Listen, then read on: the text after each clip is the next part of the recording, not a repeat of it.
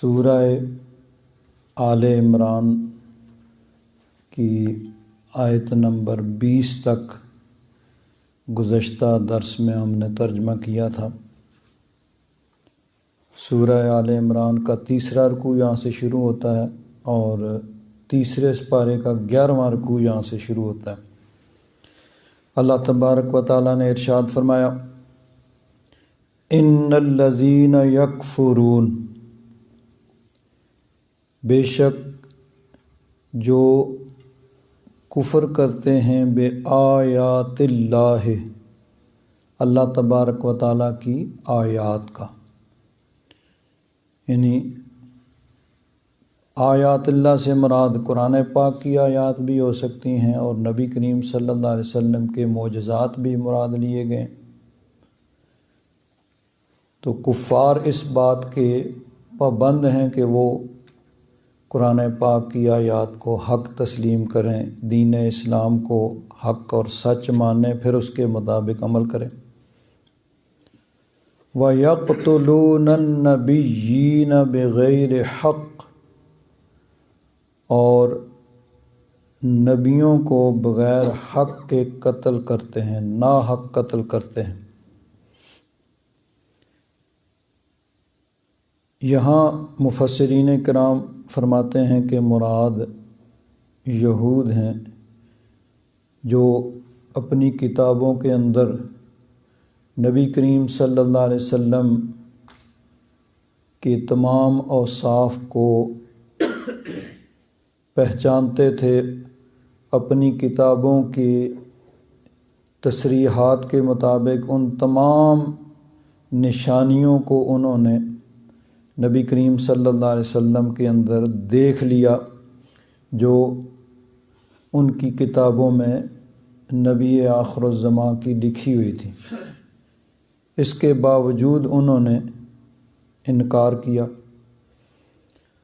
وَيَقْتُلُونَ النَّبِيِّينَ بِغَيْرِ حق، نبیوں کو ناحق قتل کرتے ہیں۔ اب نبی کا قتل تو ہمیشہ ہی ناحق ہے، نبی کا قتل حق کیسے ہو سکتا ہے؟ کیونکہ انبیاء کرام اللہ کی اس زمین پر اللہ تبارک و تعالیٰ کی مخلوق میں سب سے زیادہ نیک، متقی، پرہیزگار، خوف خدا رکھنے والے، اللہ تبارک و تعالیٰ کے حکم پر عمل کرنے والے، جہاں اللہ تبارک و تعالیٰ کی نافرمانی کا، ظلم و ستم کا، کسی قسم کے خامی کجی کا تصور بھی نہیں ہو سکتا، تو پھر انبیاء کرام کا قتل ناحق کیسے ہو سکتا ہے؟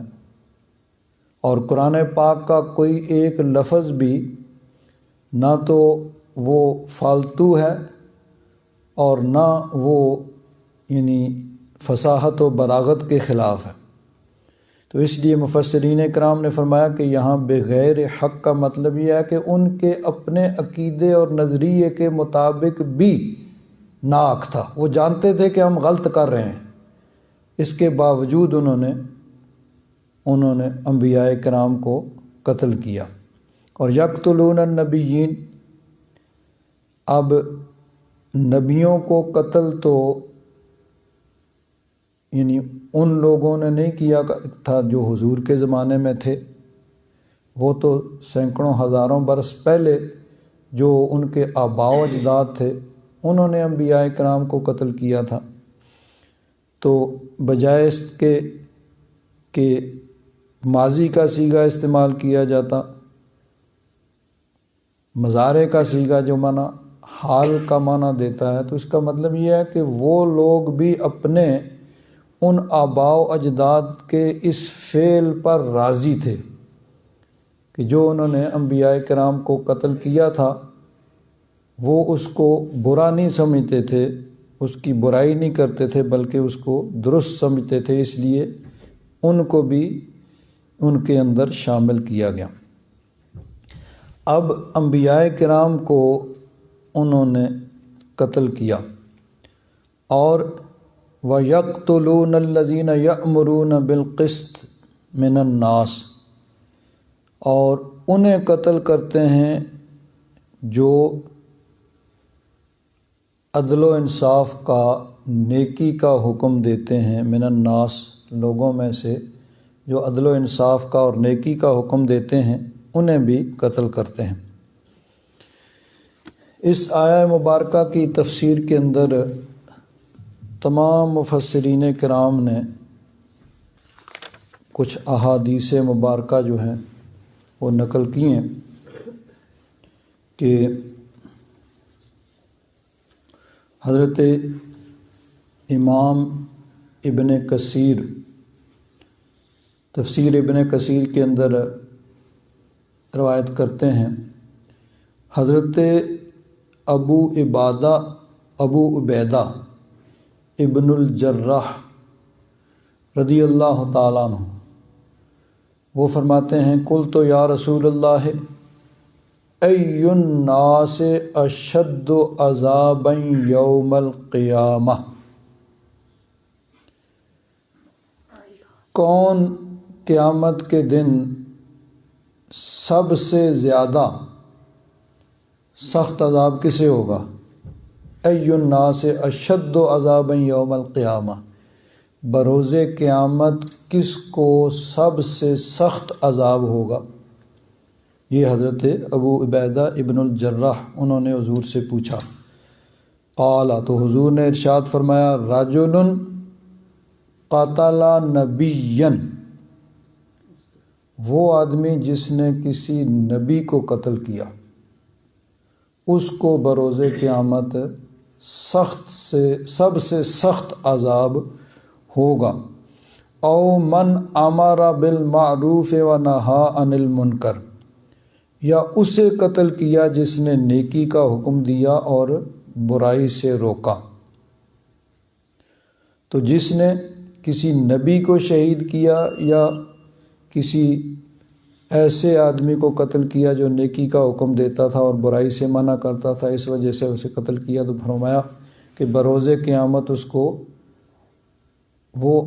اشد الناس عذاباً ہوگا، یعنی سب لوگوں سے زیادہ سخت عذاب اسے دیا جائے گا۔ ثم قرأ رسول اللہ صلی اللہ علیہ وسلم، پھر نبی کریم صلی اللہ علیہ وسلم نے اسی آیہ مبارکہ کی تلاوت فرمائی، ان الذین یکفرون بآیات اللہ وَيَقْتُلُونَ النَّبِيِّينَ بِغَيْرِ حَقٍّ وَيَقْتُلُونَ الَّذِينَ يَأْمُرُونَ بِالْقِسْطِ مِنَ النَّاسِ فَبَشِّرْهُمْ بِعَذَابٍ عَلِيمٍ۔ یہاں جو تفسیر مظہری کے اندر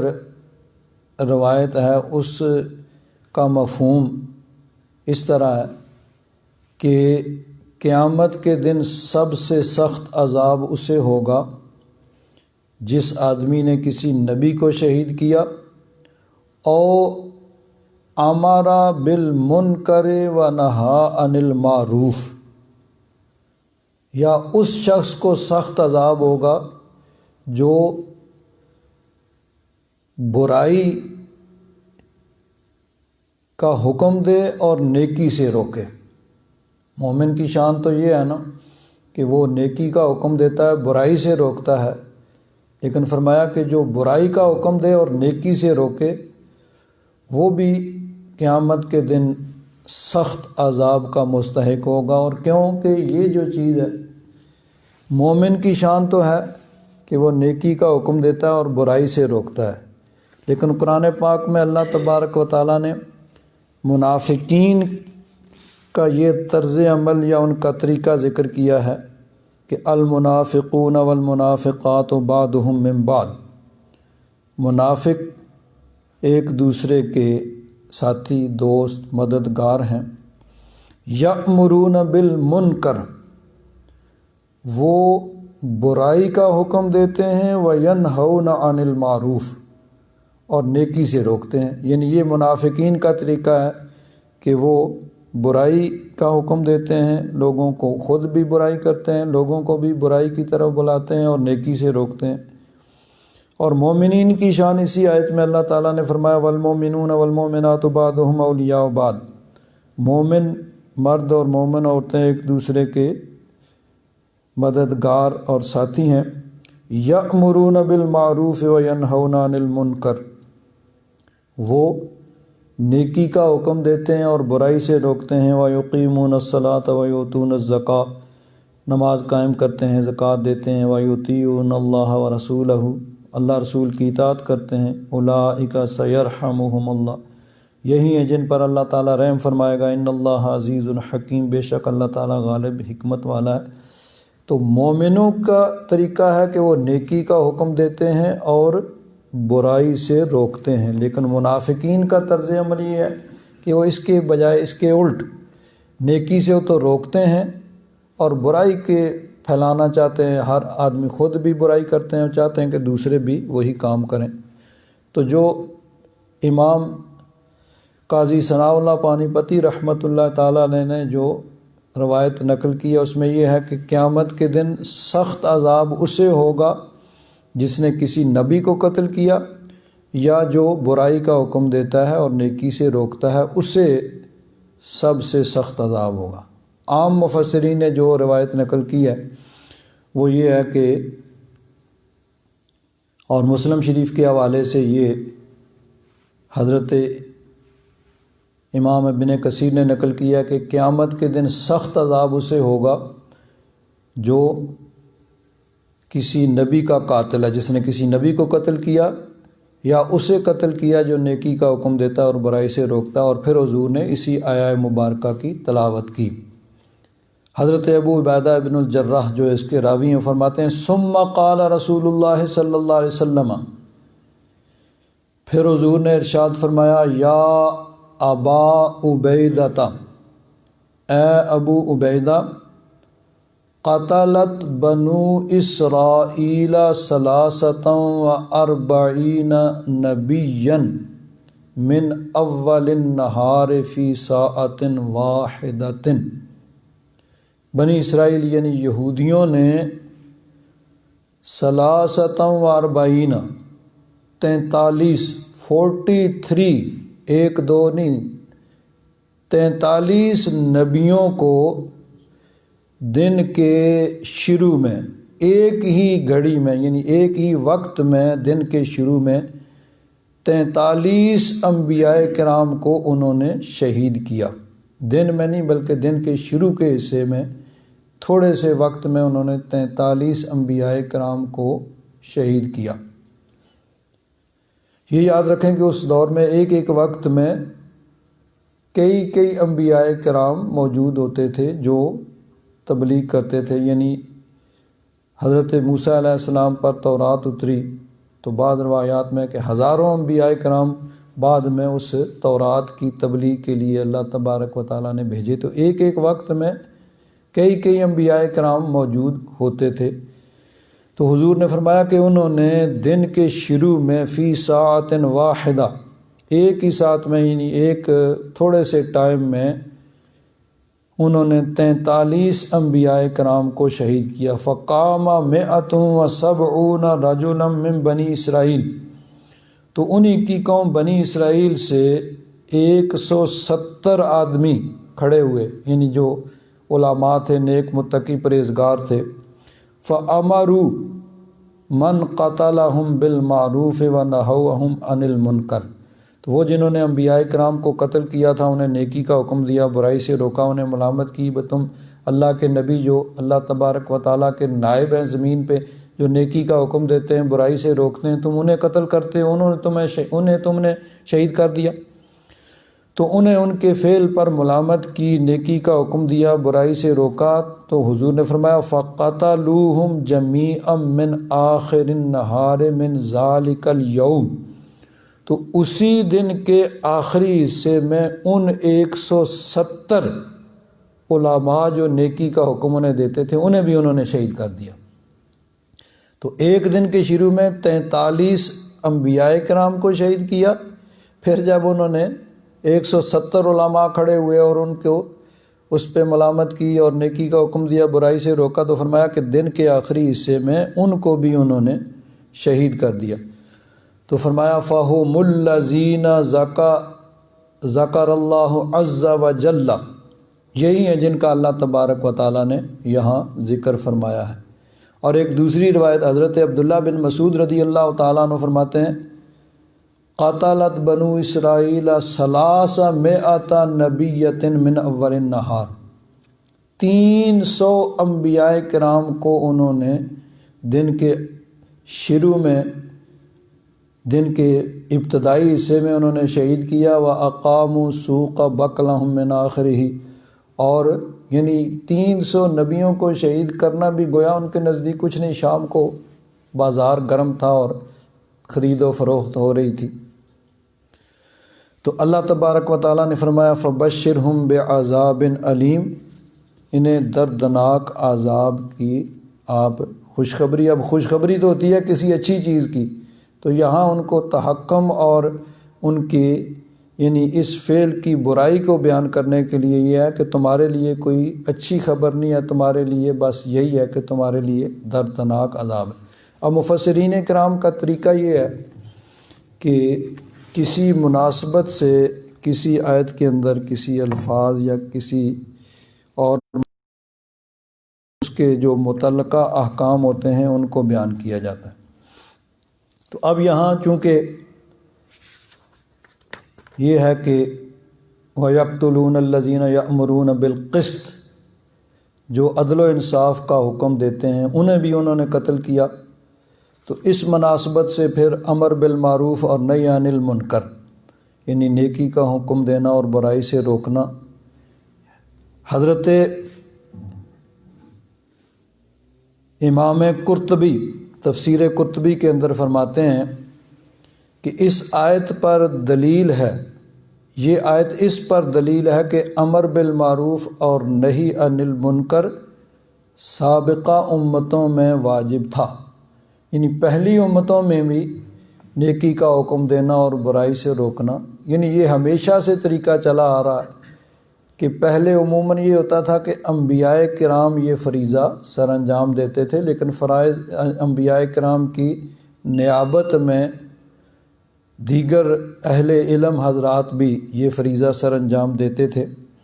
تو اس میں یہ ہے کہ وہ نبیوں کو قتل کرتے ہیں اور نیکی کا حکم دینے والوں، عدل و انصاف کا حکم دینے والوں کو بھی قتل کرتے ہیں۔ تو فرماتے ہیں کہ اس آیت میں یہ دلیل ہے کہ سابقہ امتوں میں بھی امر بالمعروف اور نہی عن المنکر، یعنی نیکی کا حکم دینا اور برائی سے روکنا یہ واجب تھا۔ اور فرماتے ہیں یہی رسالت کا فائدہ اور نبوت کی خلافت ہے کہ انبیاء کرام یہی فریضہ سر انجام دینے کے لیے دنیا میں تشریف لائے، نیکی کا حکم دینے اور برائی سے روکنے کے لیے، اور نبوت کی خلافت یعنی انبیاء کرام کی خلافت بھی یہی ہے کہ ان کے نائب جو ہیں وہ بھی نیکی کا حکم دیتے ہیں اور برائی سے روکتے ہیں۔ آگے حدیث پاک نقل کی، حسن نے بیان کیا حضور نبی مکرم صلی اللہ تعالیٰ علیہ وسلم نے ارشاد فرمایا جس نے نیکی کا حکم دیا یا برائی سے روکا تو وہ اللہ تعالیٰ کی زمین میں اللہ کا خلیفہ ہے اور اس کے رسول کا خلیفہ ہے اور اس کی کتاب کا خلیفہ ہے۔ آگے فرمایا حضور نبی کریم صلی اللہ علیہ وسلم کا ارشاد گرامی کہ نبی مکرم صلی اللہ تعالیٰ علیہ وسلم کے پاس کوئی حاضر ہوا، اس وقت آپ منبر پر تشریف فرما تھے، تو اس آنے والے نے عرض کیا یا رسول اللہ لوگوں میں سب سے بہتر کون ہے؟ نبی کریم صلی اللہ علیہ وسلم نے ارشاد فرمایا جس نے نیکی کا حکم دیا اور برائی سے روکا وہ لوگوں میں سب سے بہتر ہے، اور انہیں اللہ تعالیٰ سے ڈرایا، اللہ تبارک و تعالیٰ کی رحمت کے سبب انہیں جمع اور اکٹھا کیا۔ تو فرماتے ہیں امر بالمعروف اور نہی عن المنکر یہ مومنوں کی شان ہے، اور منافقوں کا جس طرح کہ میں نے قرآن پاک سے بیان کیا کہ منافقوں کا طریقہ یہ ہے کہ وہ نیکی سے روکتے ہیں اور برائی کا حکم دیتے ہیں، مومنوں کی شان یہ ہے کہ وہ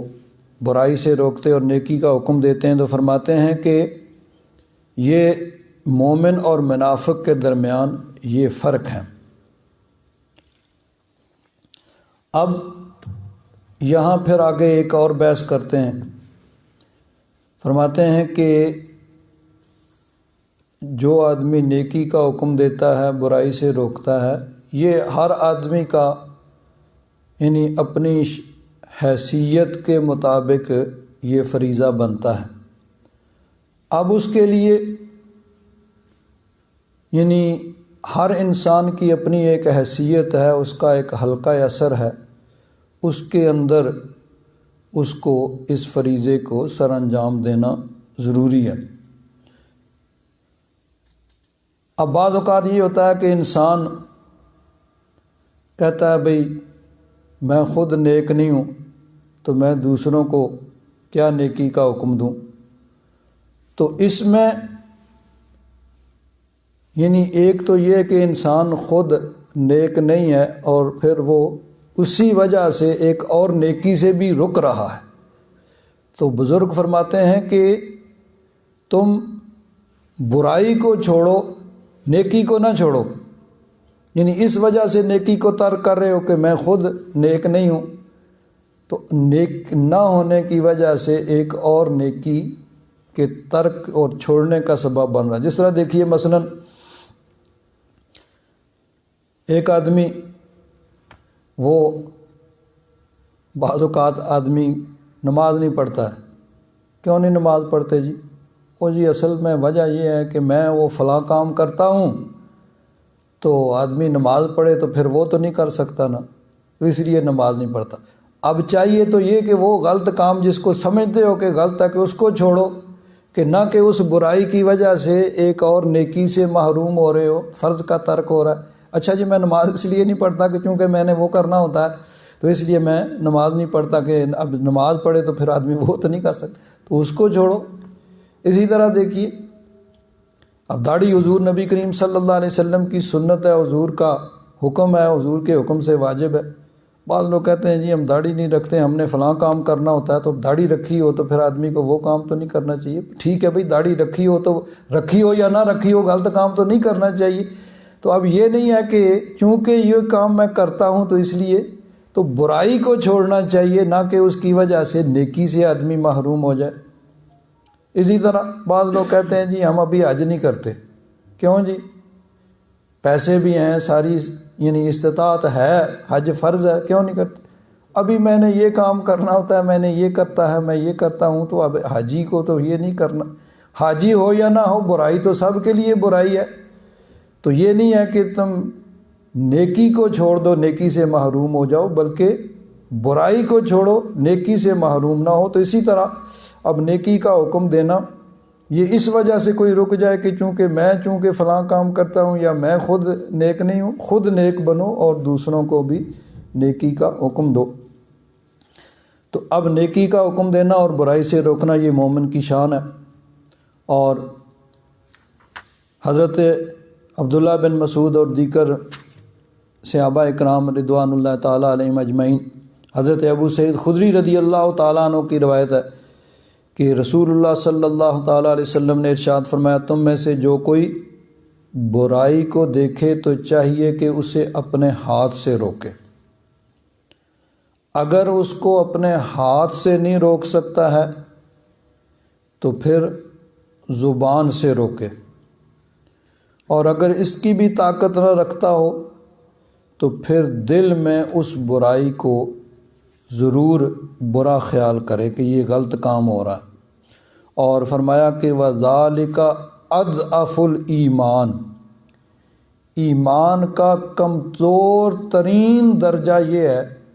کہ آدمی دل میں یہ خیال کرے کہ یہ برائی ہو رہی ہے، یہ غلط ہو رہا ہے۔ اور اگر دل میں بھی برائی یہ نہیں خیال آتا کہ یہ غلط کام ہو رہا ہے تو یہ نہیں، پھر وہ ایمان کا کوئی درجہ نہیں ہے۔ تو اگر کسی میں طاقت ہے کہ وہ ہاتھ سے روکے تو وہ ہاتھ سے روکے، اور اگر ہاتھ سے نہیں روک سکتا تو زبان سے روکے، اور اگر زبان سے نہیں روک سکتا تو پھر وہ دل میں کم از کم اس کو ضرور برا خیال کرے۔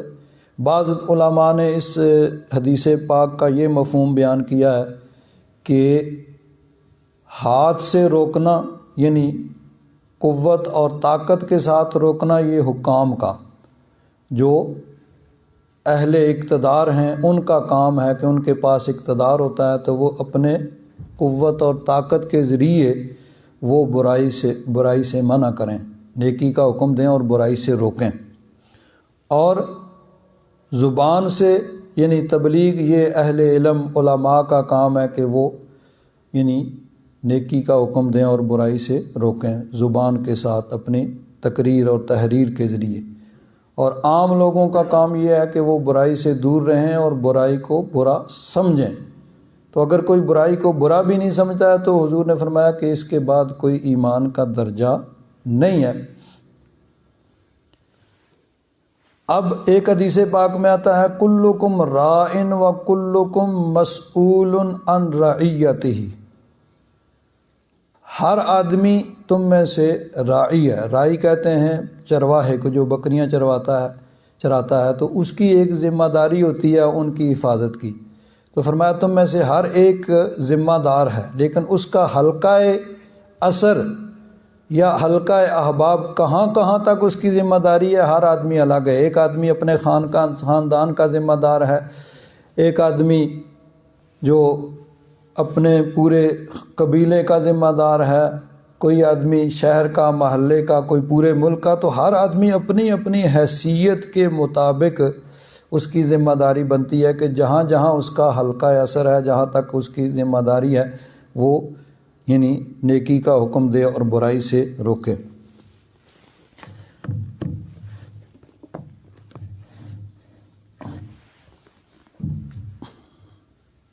اب یہ نیکی کا حکم دینا اور برائی سے روکنا، یہ یعنی اس کو علماء نے کہا ہے کہ بعض اوقات ایسی صورت بھی ہوتی ہے کہ اس کی وجہ سے انسان مشکل میں پڑ جاتا ہے، بعض اوقات جان جاتی ہے۔ تو اس میں فرمایا کہ یہ عزیمت ہے، یعنی اگر اس وجہ سے انسان پر کوئی تکلیف، کوئی آفت، کوئی مصیبت پڑے، اس کو برداشت کرے اور اس ڈیوٹی کو ادا کرے تو یہ عزیمت ہے۔ چنانچہ احادیث مبارکہ میں اس چیز کو بیان کیا، نبی کریم صلی اللہ علیہ وسلم کا ارشاد گرامی ہے کہ عرض کیا گیا کہ یا رسول اللہ، اللہ کے نزدیک کون سے شہداء سب سے زیادہ مکرم ہیں؟ تو آپ نے فرمایا کہ وہ شخص جس نے کسی ظالم حاکم کے سامنے کھڑے ہو کر اس کو نیکی کا حکم دیا اور برائی سے روکا اور اس نے پھر اسے شہید کر دیا، تو وہ آدمی اللہ تبارک و تعالیٰ کے نزدیک وہ بہت ہی سب سے زیادہ مکرم اور معظم۔ اور حضرت عبداللہ بن عباس رضی اللہ تعالیٰ عنہما فرماتے ہیں کہ رسول اللہ صلی اللہ تعالیٰ علیہ وسلم نے ارشاد فرمایا، حضرت حمزہ بن عبد المطلب وہ سید الشہداء ہیں، تمام شہیدوں کے سردار ہیں، میدان احد میں انہوں نے جام شہادت نوش کیا۔ اور فرمایا وہ شخص جو کسی ظالم حاکم کے سامنے کھڑا ہوا، اس کو نیکی کا حکم دیا اور برائی سے منع کیا اور اس حاکم نے اس کو شہید کر دیا، تو وہ بھی یعنی حضرت حمزہ بن عبد المطلب کے ان کے گروپ کے اندر شامل ہے کہ وہ بھی یعنی شہیدوں میں اس کا درجہ اور مرتبہ بلند ہے۔ تو یہ ایک ہے عزیمت کہ آدمی اس کی خاطر تکلیف مصیبت برداشت کرے اور اس فریضے کو سر انجام دے، لیکن اب یہ ہر آدمی کے لیے ممکن نہیں ہے۔ تو اس لیے یہ علماء نے فرمایا کہ یہ عزیمت ہے کہ اس کی خاطر تکلیف آئے تو اس کو برداشت کرے، لیکن دوسری طرف رخصت ہے کہ جہاں دیکھے کہ اس کے وجہ سے کوئی فائدہ نہیں ہوگا تو اب وہ اپنی اصلاح کرتا رہے، اور جہاں تک اس کا حلقہ اثر ہو اور جہاں دیکھے کہ فائدہ نہیں ہے بلکہ اس کو تکلیف پہنچنے کا خطرہ ہے، تو وہاں یعنی پھر وہ اپنی ذات تک یا اپنے احباب تک اس کو محدود رکھے، اس کی یعنی رخصت دی گئی۔ چنانچہ اس سلسلہ میں بھی حدیث پاک ہیں، حضرت عبداللہ بن عمر رضی اللہ تعالیٰ عنہما حضرت عمر کے صاحبزادے ہیں، اور صحابہ اکرام رضوان اللہ تعالیٰ علیہم اجمعین میں بھی ان کا بہت درجہ مرتبہ ہے کہ حضور نبی کریم صلی اللہ علیہ وسلم کی سنت اور شریعت کی پاسداری انہوں نے ساری عمر کی، اور ساری عمر انہوں نے احادیث مبارکہ کا درس دیا۔ تو وہ فرماتے ہیں کہ میں یہ حجاج بن یوسف جو تھا، جو حجاز کا گورنر تھا یہ بنو امیہ کے دور میں، عبد الملک بن مروان کی طرف سے، تو اس نے بہت ظلم و ستم کیا، صحابہ اکرام تابعین کو شہید کیا، بڑا سفاک ظالم آدمی تھا۔ تو حضرت عبداللہ بن عمر فرماتے ہیں کہ میں حجاج کے خطبہ میں ایسی چیزیں میں نے سنی جن کا میں انکار کرتا تھا، یعنی وہ چیزیں درست نہیں تھیں، وہ غلط بات اس نے کی۔ میں نے ارادہ کیا کہ میں اس کو رد کروں، اس کو ٹوکوں کہ یہ تو غلط بات کر رہا ہے۔ پھر فرماتے ہیں کہ مجھے رسول اللہ صلی اللہ علیہ وسلم کی یہ حدیث پاک یاد آئی کہ مومن کو چاہیے کہ وہ اپنے نفس کو ذلیل نہ کرے۔ میں نے عرض کیا یا رسول اللہ وہ اپنے نفس کو کیسے ذلیل کرے گا؟ آپ نے فرمایا وہ اپنے آپ کو ایسی مصیبت میں ڈالے جس کی وہ طاقت نہیں رکھتا ہے۔ تو یعنی اگر تو وہ سمجھے کہ اس کے تبلیغ کی وجہ سے اس کا اثر ہوگا، فائدہ ہوگا، تو پھر تو ٹھیک ہے، اور اگر اس کو خطرہ ہو تو اس کو، یعنی یہ رخصت ہے، لیکن عزیمت وہی ہے جو پہلے بیان ہوئی کہ وہ چاہے اس کو دنیاوی نقصان ہو، چاہے جسمانی نقصان ہو، چاہے اس کی جان جائے، لیکن اس فریضہ کو سر انجام دے۔ تو یہ بہت بڑا درجہ مرتبہ ہے کہ حضور نے فرمایا کہ وہ حضرت سید الشہداء حضرت امیر حمزہ ان کے یعنی ساتھ ہوگا، اس کیٹاگری اور اس گروپ میں ہوگا جو اس وجہ سے شہید کیا گیا کہ اس نے نیکی کا حکم دیا اور برائی سے روکا۔ لیکن بہرحال یعنی اگر وہ اس درجے میں نہیں ہے تو پھر وہ صرف اپنی ذات تک اور ان تک اس تبلیغ کو محدود رکھے جہاں اس کا حلقہ حمام۔ چنانچہ دیکھیے قرآن پاک میں حضرت عمار بن یاسر رضی اللہ تعالیٰ عنہ حضور کے صحابی ہیں، وہ مکہ شریف سے چلے تو کافروں نے انہیں پکڑ لیا۔ جب حضور ہجرت کر کے چلے گئے تو یہ بھی چلے، یہ چونکہ کمزور تھے، ان کی کوئی قبیلہ نہیں تھا وہاں پہ، تو ان کے احباب جو حضرات تو قبیلے والے تھے وہ تو یعنی جس طرح حضرت فاروق اعظم رضی اللہ تعالیٰ عنہ طاقت تھی ان کے پاس، تو انہوں نے کہا بھائی ٹھیک ہے کل میں جا رہا ہوں ہجرت کر کے، اگر کسی میں طاقت ہے تو آ کے روک لے، جو چاہتا ہے کہ اس کی بیوی بیوہ ہو جائے، اس کے بچے یتیم ہو جائیں، آئے میرا مقابلہ کرے۔ اب کس میں جرت تھی کہ خود طاقت والے تھے، ان کا قبیلہ بھی بہرحال ان کے ساتھ تھا، تو لیکن یہ چونکہ ان کا قبیلہ نہیں تھا، کمزور آدمی تھے، تو یہ چلے ہجرت کر کے، تو کافروں نے پکڑ لیا، اب چھڑانے والا بھی کوئی نہیں ہے، تو کافروں نے پکڑ لیا۔ انہوں نے کہا بھئی میرا سارا مال و دولت تم لے لو، جو کچھ میرے پاس ہے لے لو اور مجھے جانے دو۔ انہوں نے کہا مال و دولت تو ہم لے ہی لیں گے، وہ تو ہمارا ہی ہے، وہ تم کیسے لے جا سکتے ہو، وہ تو اب ہمارا ہی ہے، لیکن ہم تمہیں اس وقت جانے دیں گے جب تم یہ کہو۔ انہوں نے کچھ باتیں دین کے بارے میں یا نبی کریم صلی اللہ علیہ وسلم کے بارے میں ایسی باتیں کہنے کے لیے کہا جو ایک آدمی اپنے اختیار سے کہے تو وہ کفر ہے۔ مثلا مثال کے طور پر یہ کہا ہو کہ تم کہو کہ محمد اللہ کے رسول نہیں ہیں صلی اللہ تعالیٰ علیہ وسلم،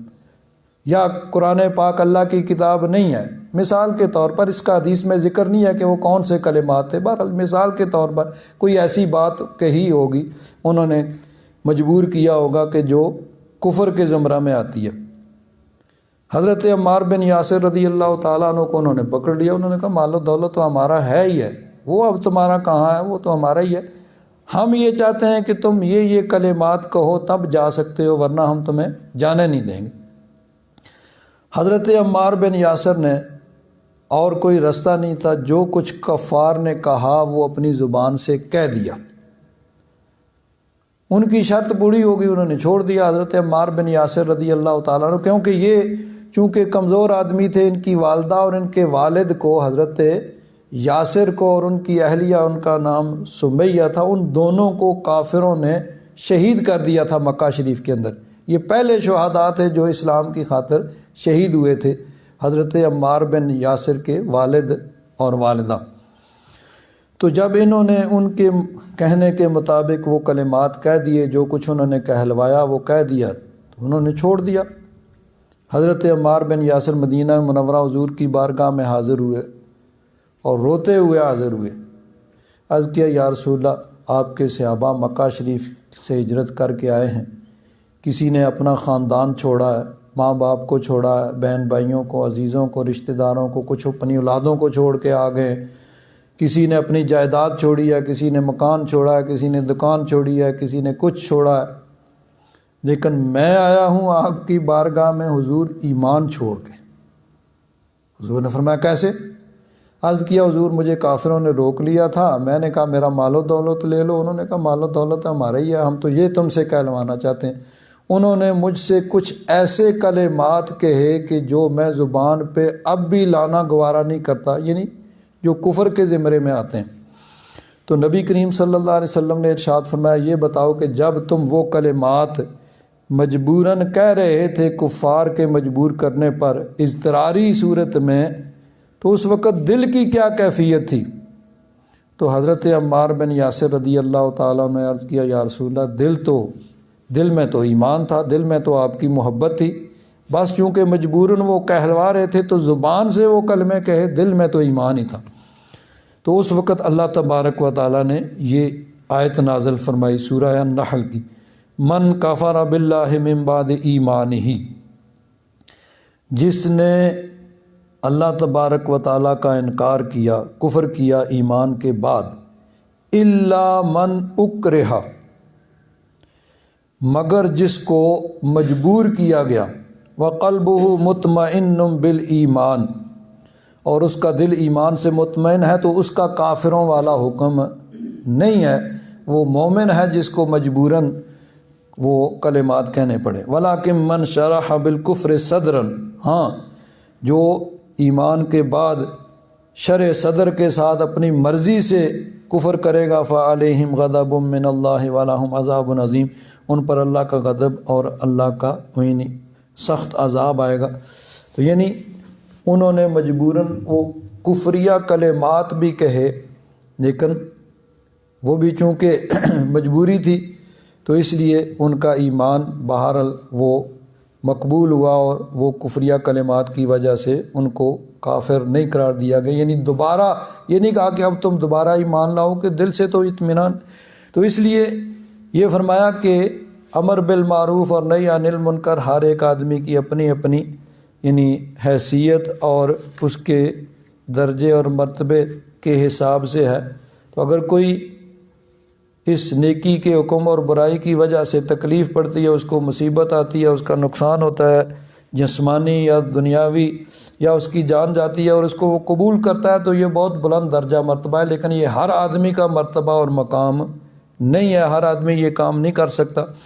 تو اگر کوئی آدمی سمجھتا ہے کہ اس کی تبلیغ کی وجہ سے فائدہ نہیں ہوگا بلکہ اس کو مصیبت پہنچے گی، تکلیف پہنچے گی، اس کی جان جائے گی، تو اس کے لیے یہ یعنی اجازت ہے کہ ٹھیک ہے وہ اپنی ذات تک محدود رکھے۔ ایک بزرگ فرماتے ہیں کہ اگر سمجھے کہ اس کی تبلیغ کی وجہ سے فائدہ ہے تو پھر تبلیغ کرے، اگر سمجھے کہ فائدہ نہیں ہے تو پھر وہ اپنی اصلاح جاری رکھے، اپنے اوپر وہ تمام احکام کو جاری رکھے، اور جن تک اس کی رسائی ہے، جہاں تک اس سے ہو سکتا ہے وہاں تک وہ اپنا کام بہرحال جاری رکھے۔ اللہ تبارک و تعالیٰ نے ارشاد فرمایا ان الذین یکفرون بآیات اللہ، بے شک جو اللہ تبارک و تعالیٰ کی آیات کا کفر کرتے ہیں، انکار کرتے ہیں، وَيَقْتُلُونَ النَّبِيِّينَ بِغَيْرِ حق، اور انبیاء کرام کو ناحق قتل کرتے ہیں، وَيَقْتُلُونَ الَّذِينَ يَأْمُرُونَ بِالْقِسْطِ مِنَ النَّاسِ، اور لوگوں میں سے جو عدل و انصاف کا، نیکی کا حکم دیتے ہیں انہیں قتل کرتے ہیں، فَبَشِّرْهُمْ بِعَذَابٍ أَلِيمٍ۔ تفسیر جلالین میں اس کا ترجمہ کیا فَأَعْلِمْهُمْ، انہیں خبر دو کہ ان کے لیے دردناک عذاب ہے۔ اولئک الذین حبطت اعمالهم فی الدنیا والآخرہ، ان کے اعمال ضائع ہو گئے دنیا اور آخرت میں۔ وما لہم من ناصرین، اور ان کا کوئی مددگار نہیں ہے۔ تو چونکہ اچھے نیک عمل کے لیے بنیادی شرط ایمان ہے، تو ایمان نہیں ہے تو بظاہر کتنا ہی اچھا اور نیک عمل ہے تو اس کا آخرت میں کوئی فائدہ نہیں ہوگا۔ تو اب یہاں پر جو حبطت اعمالہم فی الدنیا والآخرہ، دنیا اور آخرت میں، دنیا میں کیسے ضائع ہوئے؟ تو دنیا میں اس طرح ضائع ہوئے کہ جو دنیا میں انہوں نے عمل کیے تھے ان کا مقصد جو تھا کہ ان کی تعریف کی جائے وہ بھی نہ ہوگی، تو وہ بھی مقصد حاصل نہ ہوا۔ تو آخرت میں تو بہرحال چونکہ اس نیکی کی جو شرط ہے وہ نہ پائی گئی، تو جب اذا فات الشرط فات المشروط، شرط نہ پائی جائے تو مشروط نہیں پایا جاتا۔ تو کسی بھی نیک عمل کے لیے آخرت میں فائدہ مند ہونے کے لیے ایمان بنیادی شرط ہے، کہ اگر ایمان نہیں ہے تو بظاہر کتنا ہی نیک عمل ہے وہ آخرت میں کوئی فائدہ نہیں ہوگا۔ ہاں احادیث مبارکہ میں آتا ہے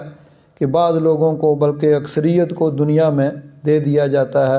اور ان کو ان کے اعمال کا بدلہ دنیا میں ہی دے دیا جاتا ہے۔ تو آخرت میں فائدہ مند ہونے کے لیے ایمان بنیادی شرط ہے۔ جس طرح دیکھیے مثلا اب نماز کے لیے طہارت شرط ہے، تو اگر طہارت نہیں ہے، کسی آدمی کے کپڑے پاک نہیں ہیں، وضو درست نہیں ہے، تو وہ چاہے ساری رات نفل پڑھتا رہے، اب اس نماز کا فائدہ نہیں ہے، کیونکہ جو بنیادی شرط ہے وضو وہ نہیں ہے، یا کپڑوں کا پاک ہونا، جسم کا پاک ہونا، جگہ کا پاک ہونا شرط ہی نہیں پائی گئی، تو جب شرط نہیں پائی گئی تو مشروط نہیں ہے۔ تو اسی طرح کسی بھی عمل کے نیک ہونے کے لیے اور آخرت میں فائدہ مند ہونے کے لیے بنیادی شرط ایمان ہے۔ اگر ایمان نہیں ہے تو بروز قیامت کوئی بھی عمل وہ فائدہ مند نہیں ہوگا۔ الم تر الی الذین اوتوا نصیبا من الکتاب، کیا تم نے انہیں نہ دیکھا جن کو کتاب سے حصہ دیا گیا، یعنی تورات دی گئی، یدعون الی کتاب اللہ، ان کو بلایا جاتا ہے اللہ کی کتاب کی طرف، لیحکم بینہم، کہ ان کے درمیان اس کتاب کے ذریعے فیصلہ، یعنی وہ کتاب ان میں فیصلہ کرے، یعنی اس کے احکام کے مطابق ان میں فیصلہ کیا جائے۔ ثم یتولی فریق منہم وہم معرضون، تو ان میں سے ایک فریق اعراض کرتا ہے اور پیٹھ پھیر کے، منہ پھیر کے وہ چلے جاتے ہیں۔ اب اس کے بارے میں دو روایات مفسرین کرام نے نقل کی ہیں کہ اس آیت کا جو شان نزول، ایک تو یہ کہ نبی کریم صلی اللہ علیہ وسلم ایک مرتبہ یہودیوں کے ایک مرکز کے اندر تشریف لے گئے اور انہیں ایمان کی دعوت دی، تو انہوں نے کہا آپ کس دین کی طرف بلاتے ہیں؟ تو نبی کریم صلی اللہ علیہ وسلم نے فرمایا کہ میں دین ابراہیمی پر ہوں، حضرت ابراہیم علیہ السلام کے دین پر ہوں، کیونکہ حضرت ابراہیم علیہ السلام کے بعد تمام انبیاء کرام وہ آپ کی، یعنی ہزاروں کی تعداد میں آپ کی اولاد میں ہوئے، اور یہودی، عیسائی اور مسلمان سب کے سب حضرت ابراہیم علیہ السلام کی یعنی اولاد میں سے، اور انہی کے دین کے پیروکار تھے، انہی کی دین ابراہیمی جس کو سب مانتے تھے۔ تو حضور نے فرمایا کہ میں دین ابراہیمی کی طرف بلاتا ہوں۔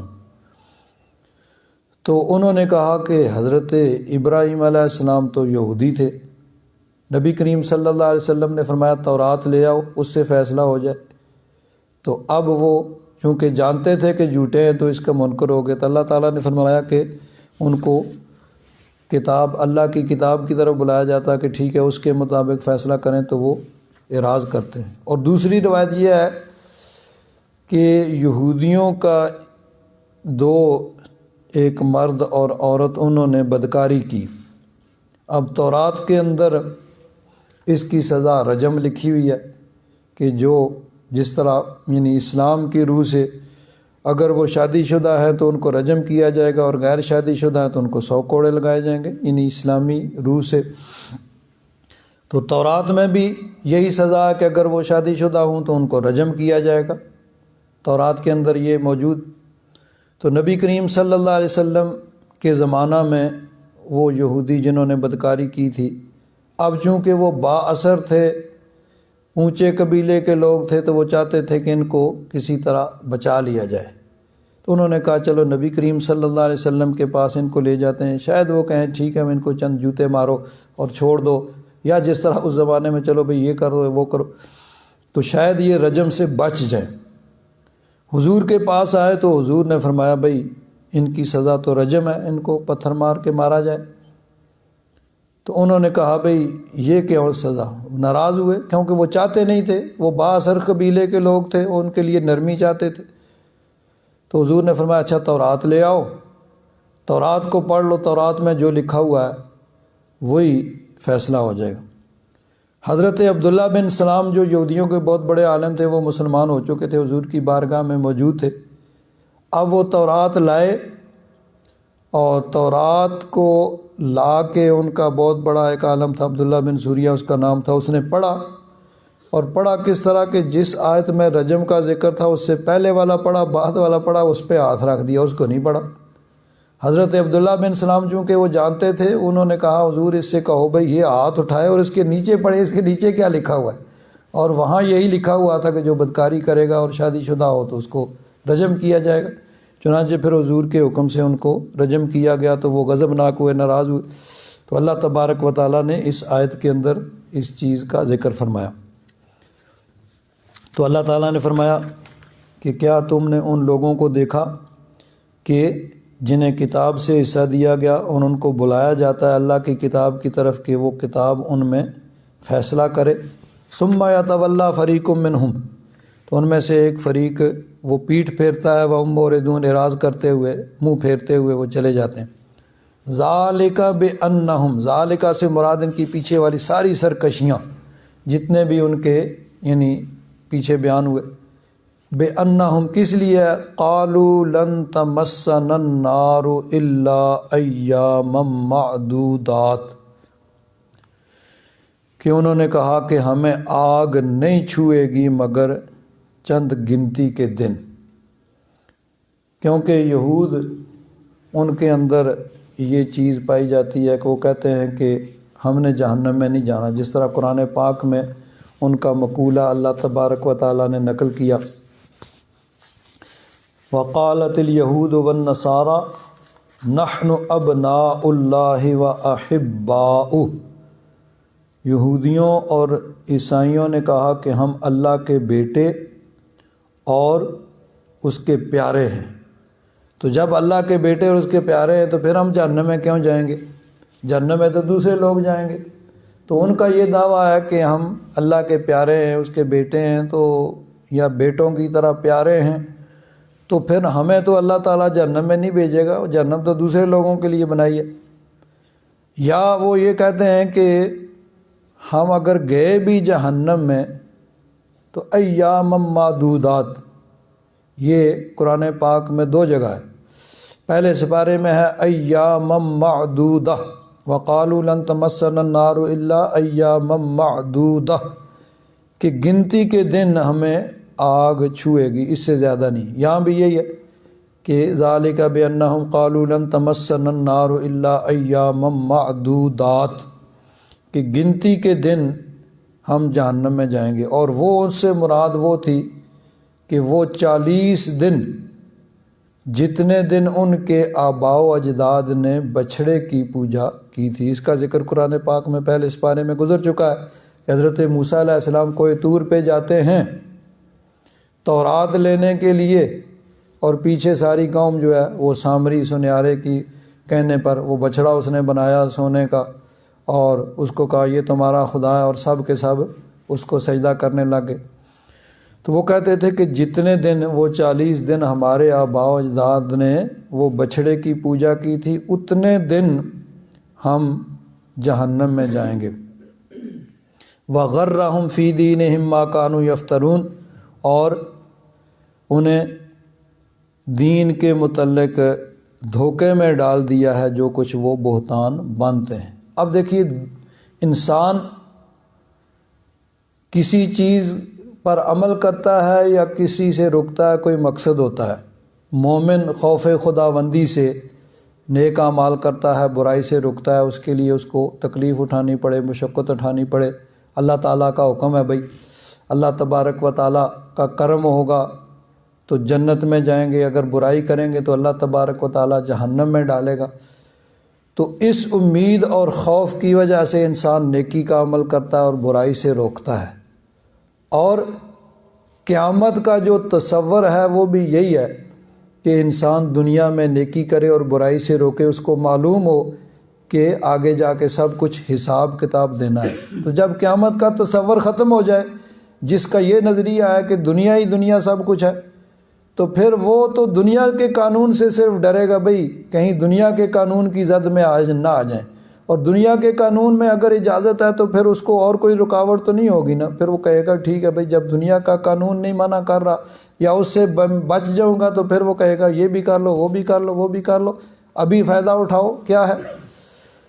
تو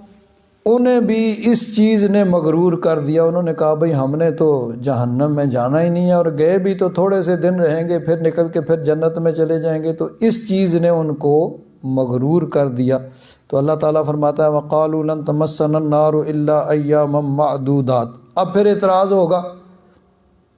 کہ ہم مسلمان بھی یہی کہتے ہیں کہ جو آدمی بھی ایمان کے ساتھ اس دنیا سے گیا وہ بہرحال جنت میں جائے گا، اگر وہ جہنم میں گیا بھی تو اپنے گناہوں کی وہ یعنی ان کی سزا پا کے بالآخر جنت میں چلا جائے گا۔ تو اگر ان کو کہا جاتا ہے وہ اس وجہ سے گناہوں پہ دلیر ہو گئے تو مسلمان، تو دیکھیے ہمارے ہاں کوئی گارنٹی نہیں ہے کہ ضروری یعنی وہ گناہوں کی سزا بہرحال ہے، قانون یہی ہے، یہ اللہ تعالیٰ کا فضل ہے کہ اللہ تعالیٰ معاف فرما دے۔ تو اگر کوئی آدمی اس وجہ سے گناہ کرتا ہے بھئی یعنی جنت میں تو جانا ہی ہے، تو یہ تو بے باکی ہے، خطرہ ہے کہ اس وجہ سے کہیں ایمان ہی نہ ضائع ہو جائے، تو یہ کوئی گارنٹی نہیں ہے۔ ہاں اللہ تعالیٰ مہربانی فرمائے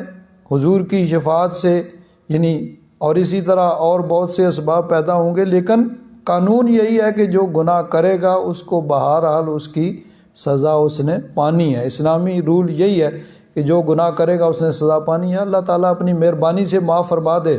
تو اس کے کرم کی کوئی حد نہیں ہے۔ تو ان کا تو یہ تھا نا کہ ہم نے تو جانا ہی نہیں ہے، ہم اللہ کے پیارے ہیں، اور گئے بھی تو ٹھیک ہے وہ 40 دن جائیں گے اور اس کے بعد نکل آئیں گے۔ اور یاد رکھیں کہ جہنم کا ایک لمحہ کا جو عذاب ہے نا، اس کا بھی انسان دنیا میں تصور نہیں کر سکتا۔ دنیا میں انسان میں کتنی تکلیفیں آئیں، کتنی مصیبتیں آئیں، کتنی بیماریاں آئیں، کسی کے ہاتھ پاؤں کٹ جائیں، کوئی آگ میں جل جائے خدا نخواستہ، یہ بڑا معمولی ہوگا اس کے مقابلے میں جو جہنم کا ایک لمحے کا بھی عذاب ہوگا۔ تو بہرحال اس چیز نے انہیں بے خوف کر دیا اور دھوکے میں ڈالا کہ وہ ہم نے تو جہنم میں جانا نہیں ہے، تو یا گئے بھی تو تھوڑے عرصے کے لیے جائیں، کچھ دنوں کے لیے جائیں گے پھر جنت میں چلیں گے۔ اللہ تعالیٰ ارشاد فرماتا ہے فَكَيْفَ، تو ان کی کیا حالت ہوگی، اِذَا جَمَعْنَاهُمْ لِيَوْمٍ لَا رَيْبَ فِيهِ، جب ہم ان سب کو جمع کریں گے اس دن میں جس میں کوئی شک شبہ نہیں ہے، یعنی قیامت کا دن۔ وَوُفِّيَتْ كُلُّ نَفْسٍ مَا كَسَبَتْ وَهُمْ لَا يُظْلَمُونَ، اور پورا دیا جائے گا ہر جان کو جو کچھ اس نے کیا اور ان پر ظلم نہیں ہوگا۔ تو اب یہاں ایک چیز یہ بھی ہے کہ ظلم کی نفی ہے، کسی پر ظلم نہیں ہوگا۔ ظلم مثلاً کیا ہے کہ کسی کی نیکیاں کم کر دی جائیں، نیکیاں اس نے زیادہ کی ہوں، اجر اس کو کم دیا جائے، تو یہ ظلم ہے۔ یا کسی نے گناہ کم کیا، سزا زیادہ دی جائے، یہ بھی گناہ ہے یعنی ظلم ہے۔ تو اللہ تعالیٰ نے فرمایا کہ ظلم نہیں ہوگا، یعنی کسی کے جرم سے زیادہ اس کو سزا نہیں ہوگی، اور کسی کی نیکی کے اجر میں کوئی کمی نہیں کی جائے گی۔ یہ ہے عدل، اور ایک ہے اللہ تبارک و تعالیٰ کا فضل۔ اللہ تبارک و تعالیٰ چاہے تو اپنے فضل کرم سے گناہوں کو معاف فرما دے اور نیکیوں میں اضافہ فرمائے، جیسے کہ اللہ تبارک و تعالیٰ کا کرم ہے کہ ایک نیکی کا بدلہ 10 گنا، 70 گنا، 100 700 گنا بے حساب اللہ تعالیٰ عطا فرماتا ہے۔ تو یہ اللہ تبارک و تعالیٰ کا عدل ہے، لیکن قانون وہی ہے کہ جتنا کسی نے نیکی کیا اس کے مطابق اس کو اجر دیا جائے، اور جتنا کسی نے جرم کیا اس کے مطابق سزا دی جائے۔ اور ایک اور چیز کہ بعض چیزیں انسان کی دنیا کے اندر ایسی ہیں کہ جن کی بروز قیامت پھر اس کی نیکیوں میں کمی ہوگی اور اس کے یعنی بوجھ میں اور عذاب میں اضافہ ہوگا، لیکن وہ اس کے اپنے عمل کی وجہ سے ہوگا، وہ اللہ تبارک و تعالیٰ کے عدل و انصاف کے اور بروز قیامت کے تقاضے کے عین مطابق ہوگا۔ جیسے کہ ایک حدیث پاک میں آتا ہے کہ بروز قیامت ایک آدمی اللہ تعالیٰ کی بارگاہ میں آئے گا اور اس کے پاس نمازیں ہوں گی، روزے ہوں گی، یعنی نیکیاں لے کے آئے گا، اور وہ نیکیاں وہ خیلدخ ہوں گی، یعنی وہ ایسی نیکیاں ہوں گی کہ جو باقیاتاً اس نے کی ہوں گی، اور وہ بروز قیامت ان کا یعنی وہ شمار ہوں گی۔ تو اگر تو کوئی کافر ہے تو اس کی نیکیاں تو بروز قیامت ہوں گی ہی نہیں۔ اللہ تعالیٰ فرماتا ہے فَلَا نُقِيمُ لَهُمْ يَوْمَ الْقِيَامَةِ وَزْنًا، ان کے لیے تو ترازو کی ضرورت ہی نہیں ہے کہ ان کے پاس کوئی نیکی ہو برائی ہو، تو تبھی تو نیکیاں برائیاں تولی جائیں گی نا۔ اگر کسی کی صرف برائیاں ہی برائیاں، نیکی ہے ہی نہیں، تو تولنا کیا ہے بھائی؟ تو یہ جو نیکیاں لے کے آئے گا، اور نیکیاں بھی خیلدخ، یعنی جو معتبر ہوں گی، شمار ہوں گی، نمازیں ہوں گی، روزے ہوں گے، دوسری نیکیاں ہوں گی۔ تو حضور کی حدیث پاک ہے، حضور نے فرمایا اتدرون من المفلس، جانتے ہو مفلس کون ہے؟ صحابہ اکرام نے عرض کیا یا رسول اللہ ہمارے ہاں تو مفلس اسی کو کہا جاتا ہے جس کے پاس روپیہ پیسہ نہیں ہے، دنیا کا مال و دولت نہیں ہے، اسی کو مفلس کہا جاتا ہے۔ تو فرمایا ایک مفلس یہ ہے کہ جو دنیا میں جس کے پاس کچھ نہیں ہے، دنیاوی مال و دولت نہیں ہے۔ ایک مفلس ہوگا بروز قیامت جو نمازیں روزے نیکیاں لے کے آئے گا، لیکن جب اللہ تعالیٰ کی بارگاہ میں حاضر ہوگا، حساب کتاب شروع ہوگا، تو ادھر سے ایک آدمی آ جائے گا، وہ عرض کرے گا یا رب ذوالجلال دنیا نے اس میں مجھ پہ ظلم و ستم کیا، اپنے اثر رسوخ کی وجہ سے، اقتدار کی وجہ سے، عہدہ و اقتدار کی وجہ سے، پاور کی وجہ سے، یہ بڑا با اثر تھا، اس کے پاس قبیلہ تھا، اس کے پاس لاؤ لشکر تھا، اس کے پاس طاقت تھی، تو اپنی طاقت اپنے اقتدار کی وجہ سے اس نے مجھ پر ظلم کیا، میرا یہ حق مارا، میرا یہ حق مارا۔ تو آج عدل و انصاف کا دن ہے۔ دنیا میں تو ہم کمزور تھے، یہ طاقتور تھا، ہم اس سے اپنا حق وصول نہیں کر سکے۔ آج عدل و انصاف کے دن انصاف دلایا جائے، ہمارا حق اس سے دلوایا جائے۔ اللہ تبارک و تعالیٰ فرمائے گا ہاں بالکل آج سب کو ان کا حق ملے گا۔ اللہ تعالیٰ فرمائے گا ٹھیک ہے بھائی فرشتوں، اس کا حق اس سے دلوایا جائے۔ اب وہاں حق کیسے؟ وہاں کوئی روپیہ پیسہ تو ہوگا نہیں، کوئی بازار سے خرید کے اس کی چیز دے دو، کسی کا حق مارا تھا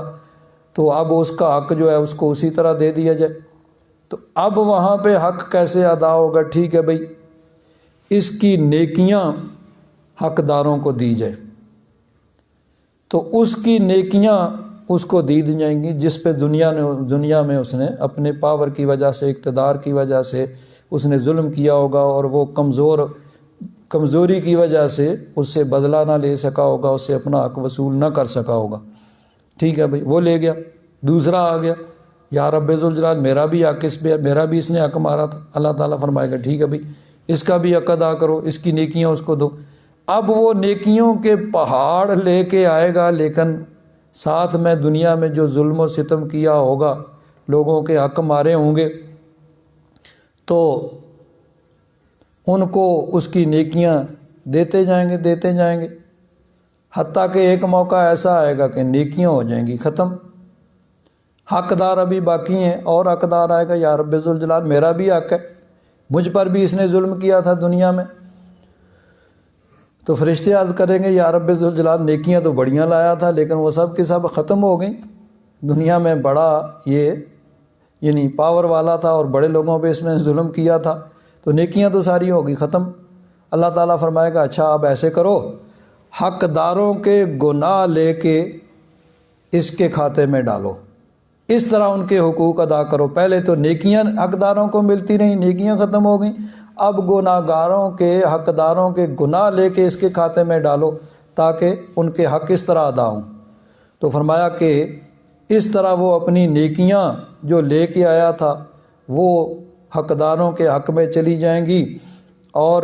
گناہ گاروں کے حقداروں کے جو گناہ تھے وہ اس کے کھاتے میں ڈال کے، لایا تو نیکیاں تھا وہ، یعنی پہاڑ لے کے، لیکن اب گناہوں کے پہاڑ لے کے اس کو جہنم میں ڈالا جائے گا۔ تو یہ دنیا کے عمل کی وجہ سے ہی سب کچھ ہوگا، دنیا میں جو کچھ کیا ہے اسی کا بدلہ اور عدل و انصاف وہاں پہ ہوگا۔ اور اس سے یہ بھی معلوم ہوا کہ نماز، روزہ، حج، زکوٰۃ سارے اعمال اچھے ہیں، اللہ تبارک و تعالیٰ کے فرائض ہیں، لیکن اس کے ساتھ ساتھ معاملات کا بھی درست ہونا ضروری ہے، کہ معاملات بھی درست ہوں، کہ کسی پہ ظلم نہ ہو، کسی کی حق تلفی نہ ہو، کسی پر زیادتی نہ ہو۔ ورنہ یہ جتنی نمازیں، روزے جن پہ ہم فخر کرتے ہیں نا کہ ہم بڑے نمازی ہیں، بڑے روزے دار ہیں، اگر لوگوں کے حقوق مارے ہیں تو یہ سب جاتی رہیں گی۔ یہ تو ایک جھٹکا نہیں، ہماری نمازوں کے، ہمارے روزوں کی کیا حیثیت کیا ہے، یہ تو ایک جھٹکا نہیں جو ہے وہ سہ سکیں گی۔ تو نمازوں، روزوں، حج، زکوٰۃ ساری نیکیوں کے ساتھ ساتھ معاملات کا درست ہونا بھی بڑا ضروری ہے۔ اور اگر معاملات درست نہ ہوئے دنیا میں، انسان اپنے اقتدار کی وجہ سے، اپنی قوت طاقت کی وجہ سے لوگوں پہ ظلم و ستم کرتا ہے، تو پھر یہ سب نمازیں، روزے سب جائیں گی ان کے پاس، اور ان کے گناہ آئیں گے کھاتے میں، اور انسان جہنم میں پڑا ہوگا۔ اللہ تبارک و تعالیٰ محفوظ فرمائے، اللہ تعالیٰ نیکی کی توفیق عطا فرمائے۔ الحمدللہ رب العالمین،